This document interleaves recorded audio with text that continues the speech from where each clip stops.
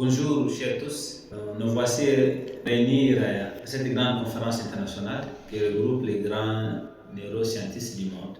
Je m'appelle Dr Ntalaja Philippe, je suis médecin neuropsychiatre de l'Université de Kinshasa, du centre neuropsychopathologique de la même université. J'ai fait mes études autres universitaires en France à l'Université Paris-Saclay et à l'Université Toulouse 3 Paul Saint-Pierre au Clermont-Ferrand, où j'ai eu 3 diplômes respectifs en addictologie, à Mulfouls et en capacité en prise en charge des malades psychiatriques, surtout la psychiatrie des adolescents et adultes. Aujourd'hui, je suis là pour vous présenter mon article qui a été réalisé en République démocratique du Congo, précisément à la ville de Lubumbashi, au centre neuropsychiatrique Dr Joseph Ghislain.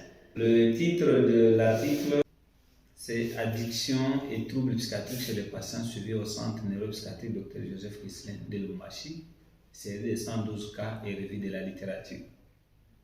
Ça, c'est l'emblème du centre qui est juste à l'extrême de la ville de Lubumbashi, vers la route de Likasi, pour ceux qui connaissent la République démocratique du Congo et la ville de Lubumbashi. L'introduction se présente de la manière suivante. Nous avons l'introduction, l'objectif général, l'objectif spécifique, la méthodologie, l'analyse statistique, la comorbidité psychiatrique, les liens entre addiction et pathologie psychiatrique, données liées aux conduites addictives et enfin la conclusion. À l'introduction, l'addiction, ce n'est pas du nouveau. Je suis devant les gens qui connaissent ce que c'est l'addiction, mais je vais juste les résumer et je vais m'apaisantir beaucoup plus au niveau des analyses statistiques. L'addiction, c'est un processus par lequel un comportement qui peut être à la fois procurer du plaisir, éloigner ou atténuer une sensation de confort interne, malgré les connaissances et les conséquences négatives qu'engendre ces problématiques. Le terme dépendant n'est pas utilisé comme un terme de diagnostic dans le DSM-5, mais dans le SIM-10.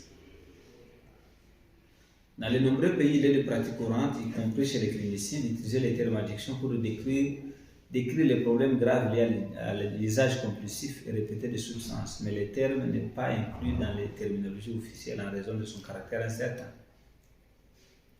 L'addiction peut être liée à des substances, par exemple les substances illicites comme l'alcool, le tabac et le cannabis, ou substances illicites, cocaïne, cannabis et des opiacés. Et peut être aussi comportementale, par exemple les jeux de vidéo, les jeux d'argent et les objets. Il y a beaucoup de complications somatiques, psychiatriques et sociales. Alors, la comorbidité vient en cas d'usage nocif ou de dépendance, généralement. Vous ne pouvez pas d'abord développer la complication tant que vous n'êtes pas. Quand il y a eu d'abord usage simple, usage nocif et puis à la dépendance. Les comportements addictifs évoluent en fonction de la manière dont ils sont consommés, de la simple consommation à l'habit, en passant par la dépendance, par l'existence d'une tolérance, l'existence d'un syndrome de sevrage, c'est ça. Alors, dans la population générale, il existe une forte association entre les troubles psychiatriques et les troubles addictifs. Les états de dépendance peuvent être à la base de troubles de l'humeur, troubles anxieux, troubles post-traumatiques et troubles de la personnalité. Alors, l'existence chez un sujet d'un trouble addictif et d'un autre trouble psychopathologique est communément appelée pathologie duelle ou pathologie double généralement. C'est-à-dire c'est un lien qui marche vraiment en bipolarité. En fait, c'est la continuité, la consommation de substances illicites, peut-être que je l'ai dit, alcool, tabac et d'autres substances illicites, cocaïne et opiacés, ainsi que le comportement devient tel que les jeux excessifs, les troubles alimentaires, les agents compulsifs représentent le problème majeur de santé mentale, en particulier de santé publique en général, tant du point de vue du nombre de personnes qu'elle affecte que des problèmes sociaux, sanitaires, environnementaux et juridiques qu'elle engendre. On estime actuellement qu'il y a 2 700 400 décès liés à la consommation de drogues illicites. Quand je dis illicite, c'est beaucoup plus le cocaïne, l'héroïne et les opiacés. Ça, c'était une étude de 2014. Donc, plus d'un tiers sont liés à des surdosages. Et puis, une étude aussi menée auprès de la population française, ça c'est en 2013, a montré que l'alcool était la substance plus fréquemment expérimentée par les étudiants par rapport au tabac, cannabis, respectivement, qui était 91,3% et 65,2% et 42%, c'est-à-dire 91 pour l'alcool, 65 pour le tabac et 42% pour le cannabis. Les taux étaient utilisés quotidiennement par 18,4% des étudiants. La consommation d'alcool et de tabac ainsi que l'initiation au cannabis à un âge précoce peuvent causer des problèmes de dommages sanitaires et sociaux au court et à long terme. En fait, jusque-là, ce sont des études épidémiologiques. Ici, on montre des études véritables problèmes de santé mentale, tant sur les personnes normales que des patients souffrant de troubles psychiatriques. Donc, cette problématique concerne les patients et les gens qui ont des problèmes de santé mentale normale et ceux qui souffrent de problèmes addictolytiques. Il y a eu aussi une étude effectuée par les Nations Unies qui ont constaté qu'un adulte sur 20 a consommé moins d'une drogue en 2014. En plus de ça, il y a à peu près 250 millions de personnes âgées de 15 à 64 ans qui consomment les substances psychoactives. L'ampleur du problème global devient plus évidente vu les problèmes qu'elle affecte vraiment la communauté mondiale. Il y a différentes étapes de pathologie, par exemple de la consommation qui commence à partir de 15 à 25 ans. Ce processus, souvent, par exemple, si vous commencez à consommer l'alcool à l'âge de la puberté, par exemple, ici, il y a par exemple à l'âge de 15 ou au-delà à partir de 25 ans aussi, ce processus de maturation est fragilisé par la consommation de substances psychoactives qui peuvent entraîner des troubles cérébraux, aboutissant à des pathologies psychiatriques. Je m'explique là, c'est clair. Plus on commence à consommer tôt, plus on est exposé à développer les troubles psychiatriques. L'usage de certaines substances psychoactives est répandu chez les adolescents et les jeunes, en particulier l'alcool, le tabac et le cannabis, qui sont parmi les substances les plus consommées dans le monde, et en particulier dans notre pays. La consommation de substances psychoactives a des effets particulièrement nocifs sur les adolescents et les jeunes adultes. Et les restes élevés aussi en Europe, notamment en France et dans les pays anglo-saxons. Mais on note une tendance à la hausse dans les pays en développement parce que là-bas, vraiment, vous savez, par exemple, comme en France, prendre l'alcool, ce n'est pas un tabou, c'est légalisé, mais comme il y a des normes, c'est quand il y a des actes un peu bizarres, ou auto ou hétéro-agressivité, ou perturbation de l'ordre public, que ça devient un problème. Là, on peut t'amener aux urgences dans le centre psychiatrique. Mais par contre, si vous consommez une consommation modérée, ce n'est pas un problème. Alors, l'autre hypothèse, qu'il existe des facteurs de vulnérabilité communs entre l'utilisation de substances psychoactives et les pathologies psychiatriques. Cette hypothèse est émise par exemple l'exemple de malades schizophrènes, aussi ceux présentant des troubles de l'humeur ou des troubles de la personnalité. Plusieurs études concordantes trouvent une prévalence plus élevée de tabagisme chez les patients schizophrènes, mais une dépendance à la nicotine plus élevée. Les patients schizophrènes évoluent dans une série de gènes ont montré une utilisation au cours de vie de toutes les substances illicites beaucoup plus élevée que la population générale. Et c'est également aussi le cas des patients inclus dans l'étude 4 d'une étude américaine sur l'efficacité de différents traitements pharmacologiques de la schizophrénie. Le manque de certains centres de traitement équipés en anti-addiction explique l'absence de données épidémiologiques liant conduite addictive et troubles psychiatriques dans notre environnement parce qu'en Europe c'est bien structuré, bien organisé. Par contre, chez nous, on prend en charge les centres psychiatriques de façon générale. Il n'y a pas vraiment de façon séquencée la dictologie, la pédo et les autres.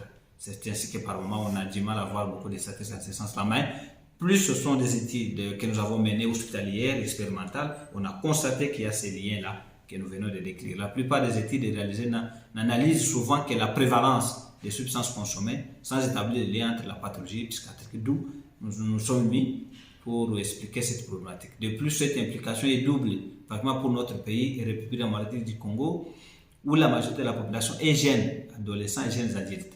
De plus, l'initiation de la consommation de substances psychoactives commence à l'adolescence, comme la plupart des troubles psychiatriques, dont la schizophrénie, les troubles de l'humeur, les troubles psychotiques, les troubles anxieux, généralement entre 15 et 25 ans. C'est pourquoi notre pays s'intéresse particulièrement à la coexistence des troubles psychiatriques et étudiants sur les substances psychoactives, parce qu'actuellement, il y a aussi des phénomènes de des délinquances juvéniles, des troubles vraiment des patients qui deviennent un peu paranoïaques suite à la consommation un peu précoce de substances psychoactives et la survenue un peu de pathologies duelles à la longue. Cette tolérance a un coût direct et indirect sur l'économie familiale et l'économie nationale. Ainsi, il nous semble pertinent d'aborder ces sujets à partir de la détermination des caractéristiques de la consommation de substances psychoactives chez les patients, suivis au centre neuropsychiatrique Dr Joseph Kisselin à Lubumbashi. Alors, notre étude, nous nous sommes posé certaines questions. Quel est le taux d'utilisation de substances psychoactives chez les patients suivis dans notre étude? Quelles sont les motivations de cette consommation? Quelles sont les principales pathologies liées à l'utilisation de substances? Alors voilà, ensuite, on va répondre à ces questions. Il existe forte association entre troubles psychiatriques et troubles addictifs, précisément pour des états de dépendance. L'objectif général était de caractériser les liens entre les troubles psychiatriques et conduite addictive, afin d'améliorer le dépistage et la prise en charge. Parce qu'en dehors de la dépendance, il y a beaucoup de problèmes qu'on peut faire, troubles cognitifs, troubles psychiatriques, troubles neurovégétatifs et même du sevrage et autres. Nous avons fait une étude transversale sur autant de malades qui fréquentent les centres neuropsychiatriques au niveau de la méthodologie. Nous avons pris à peu près 120 patients qui ont constitué notre étude. Alors nous sommes basés sur les certificats médicaux et les dossiers médicaux et les échelles standardisées, telles que l'échelle de Audit, C, Kidit et Fagenstrom pour l'alcool. Nous n'avons pas, notre étude ne concerne pas vraiment les études biologiques, mais on a pu faire ça, les études, par exemple les gamma-GT, les VGM, les ALAT, et puis l'aspect aussi clinique, mais nous sommes basés beaucoup plus sur les échelles qui sont standardisées et adoptées par l'OMS. Alors, les données socio-démographiques, nous sommes à âge, sexe, état civil, les données liées aux conduites addictives, c'est ça le méthode. Les résultats se présentent de la manière suivante. Données socio-démographiques. À ce point, nous avons constaté qu'au niveau de l'âge, il y a la consommation qui commence de 18 ans et les autres, on a vu qu'on déjà consommé à partir de 66 ans. Ça, c'est par rapport à l'âge. Et l'âge moyen était de 32 à 38 ans. Je me répète là vraiment. On a constaté que les gens commencent à consommer à partir de 18 ans. Et plus loin dans notre étude, on a vu aussi qu'il y avait qui consommaient à 66 ans. Mais l'âge moyen, c'était de 32 à 38 ans. C'est ainsi que c'est un problème majeur de santé publique. Au niveau de la distribution par rapport au sexe, on a constaté que le sexe masculin avait une prédominance de la dépendance aux substances psychoactives durant notre étude que le sexe féminin, suite à beaucoup de problèmes sur le plan. Alors, au niveau de l'état matrimonial, on a constaté que le célibataire, les gens qui vivaient seuls, avaient vraiment, la fréquence était de 74%, et là, on avait plus de 66%, contrairement que les gens qui étaient mariés, divorcés, parce qu'on constate que les célibataires ont vraiment une vie un peu, pas instable, pas vraiment coordonnée, mais lui, il fait seulement, lui, sans règles, sans quoi. Alors, au niveau des niveaux d'études, on a constaté que ceux qui avaient un niveau d'études secondaires étaient nombreux que les niveaux supérieurs et primaires. Ils avaient 60%. Au niveau du point de vue économique, on avait constaté qu'il y avait, par exemple, la ville de Lubumbashi, c'est une ville minière où il y a beaucoup de petits jobs, mais par conséquent, on a constaté qu'il y avait un peu une vie moyenne avec 53%, contrairement à ceux qui avaient une vie un peu faible. Au niveau des sources de revenus, parce qu'en consommant des substances psychoactives, il faut se poser vraiment la question, la source de revenus vient d'où? On a constaté qu'il y avait soi-même et autrui. C'est ça. Au niveau de la profession, on avait constaté qu'on a eu beaucoup de militaires, des gens sans emploi, des étudiants, des motards, des professeurs, donc toutes catégories de la vie, mais les militaires avaient un pourcentage élevé, à peu près 28%, contrairement aux autres catégories de professions. Les autres étaient non représentatifs, c'est quoi, il y a des zéros. Au niveau des problèmes judiciaires, comme je vous disais dans le temps, il y a eu des gens qui ont des problèmes, bon, arrêtés, mais sans incarcérer ou sans mise en prison, avec 73%. Non, il y avait 14%, désolé, c'était 74%.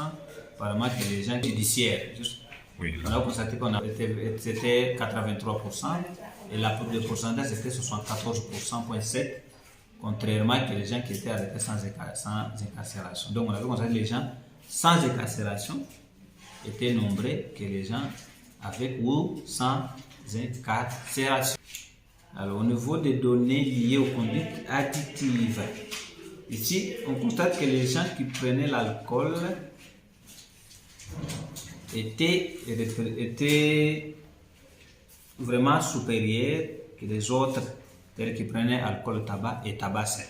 Pour exemple, pour l'alcool, on a constaté que 63%.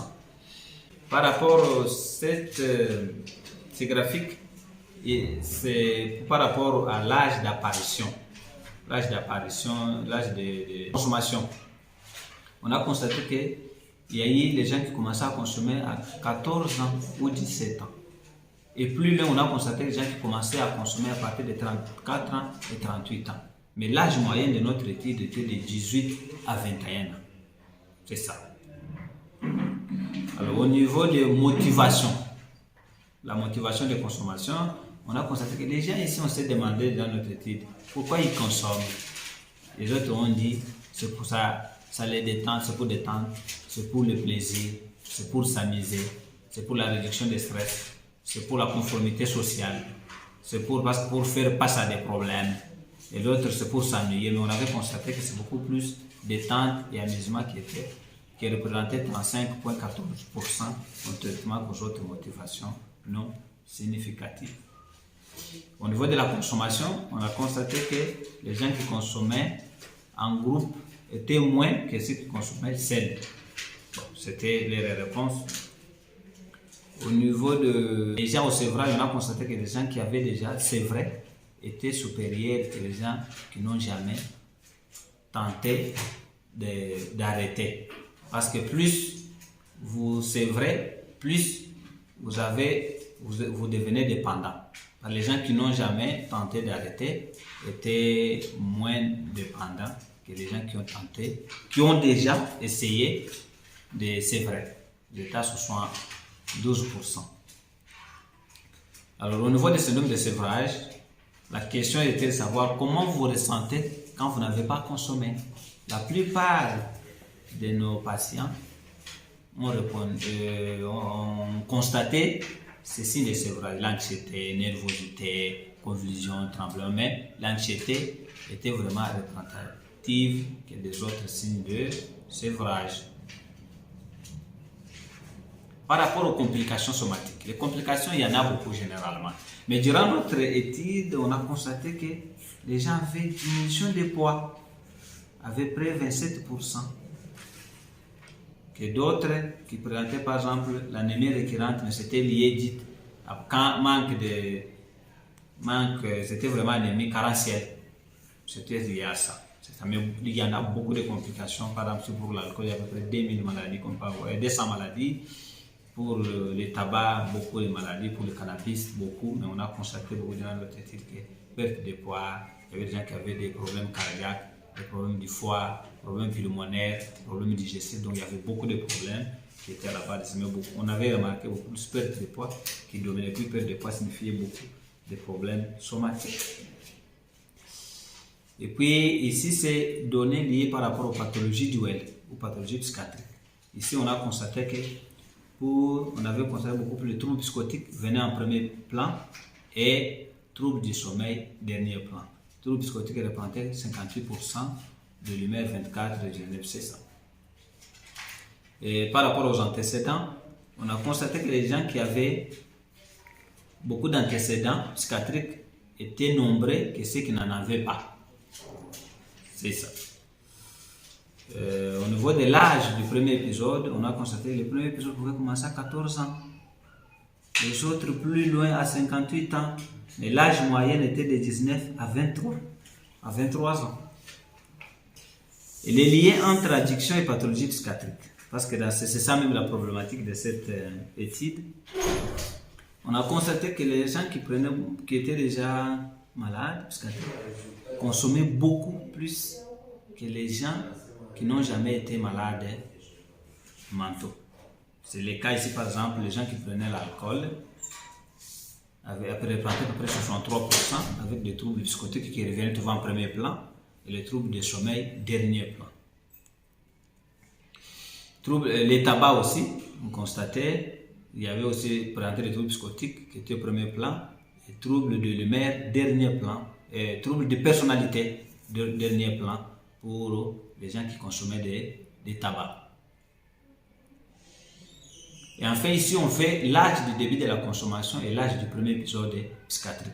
Ici on a constaté que plus vous commencez à avoir des troubles psychiatriques à moins de 18 ans, plus vous pouvez développer les troubles psychiatriques, les troubles addictolytiques jusqu'à 90%. Donc, plus la consommation est précoce, et plus les troubles psychiatriques ont vraiment trouvé un facteur vraiment déterminant de la pathologie psychiatrique. C'est ce qui signifie vraiment, c'est graphique. Parce que vous avez le bleu qui signifie âge de premier épisode, le peu rose là qui signifie l'âge de la consommation. Sur l'âge de la consommation, vous commencez à consommer moins de 18 ans, les troubles psychiatriques pouvaient être plus loin. C'est ce qui signifie, c'est graphique. Et l'autre graphique, c'est par rapport aux troubles pathologies psychiatriques. Donc, plus vous commencez avec les pathologies psychiatriques précoces, plus l'addiction pouvait devenir en deuxième lieu et qui peut être très fort pour votre vie. Parce qu'on a constaté que l'addiction, c'est le mode d'entrée dans les troubles psychiatriques. Par contre aussi, les troubles psychiatriques, c'est aussi un facteur déterminant de la consommation de substances psychoactives. Pour conclure, en fait, dans la conclusion, je vous ai dit, l'étude a été menée au centre neuropsychiatrique Dr Joseph Ghislain de l'Omachi des Frères de la Charité. C'est un centre qui s'en occupe des pathologies neurologiques et psychiatriques. Mais notre étude était menée dans un service de psychiatrie, service d'addictologie et pathologie duel. Durant notre étude, on a eu une série de 112 cas. Sur 112 cas, on a constaté qu'il y a eu la comorbidité psychiatrique et addiction. Et nos graphiques ont eu à le démontrer. Les pathologies psychiatriques commencent généralement à partir de 15 ans et 25 ans. Mais on a constaté que c'est plus beaucoup de nos malades commençaient à consommer à partir de 18 ans jusqu'à 38 ans. Et l'âge moyen a pu vraiment montrer ça. Plus vous commencez à consommer tôt, moins de 25 ans, plus les pathologies psychiatriques seront avec vous jusqu'à la fin de votre vie. C'est ça vraiment au niveau de début. Et puis on a pu constater que les sources de revenus et les modes de motivation vraiment étaient vraiment à la base de cette problématique. Et par ailleurs, de nombreuses études ont montré des conséquences négatives des troubles psychiatriques et comorbidité addictolytique. C'est ainsi que dans la prise en charge, nous devons associer les deux. Il ne faut pas dissocier quand quelqu'un a un trouble psychiatrique, addiction ou addiction, il ne faut pas dissocier les deux. Il faut associer les deux, prendre le problème psychiatrique. Dès que le problème psychiatrique est semblé maîtrisé, il faut prendre le problème addictolytique. En commençant par, il faut repérer les problèmes, dépister un peu les complications, voir les troubles cognitifs et comorbidité psychiatrique. C'est la comorbidité psychiatrique qui a fait vraiment l'aîné de notre étude qu'on a eu à constater durant vraiment 30 jours lors des récoltes de nos données. En fait, il existe aussi un lien établi entre la dépendance et certaines conditions psychiatriques telles que les troubles de l'humeur, ce qu'on a remarqué, ce sont les dessins, troubles psychotiques, troubles de l'humeur, troubles de personnalité et troubles anxieux. Mais les troubles psychiatriques et psychotiques revenaient au premier plan, suivis des troubles de l'humeur et troubles anxieux, et puis enfin, troubles du sommeil plus loin. C'est ça. Les personnes souffrant de troubles psychiatriques sont également plus susceptibles de développer une dépendance en raison de leur vulnérabilité émotionnelle. C'est ça. Parce que plus on est malade psychiatrique, le fait de prendre l'alcool faisait comme anxiolyse. À force de le prendre, toxique et vous devenez addict. Par contre, plus vous êtes addict, à force d'être addict, surtout si vous commencez à prendre l'âge plus précoce, il y aura une perturbation de la maturation cérébrale qui est à la base des désordres neurobiologiques qui peuvent vous amener à une pathologie duel et les études en prouvent. Malgré un clivage institutionnel arbitraire entre structures médico-addictives psychiatriques, ces liens entre addiction et troubles psychiatriques sont si forts que les études et leur prise en charge nécessitent le couplage des structures mutualisées et les moyens matériels et humains pour répondre à ces problématiques de manière holistique. Leur impact sur la santé publique est tel qu'il faut insister sur la prise en charge pluridisciplinaire. Ce que je disais, il ne faut pas dissocier, mais il faut associer la prise en charge des problèmes psychiatriques et problèmes addictolytiques. Voilà, en fait, la fin de mon exposé sur l'article publié qui s'intitulait Addiction et troubles psychiatriques chez les patients suivis au centre neuropsychiatrique Dr Joseph Ghislain de Lubumbashi, centre des frères de la charité, présenté par Dr Philippe Taraja, neuropsychiatre, addictologue, en même temps spécialiste en mindfulness de pleine conscience. Merci beaucoup, chers collègues.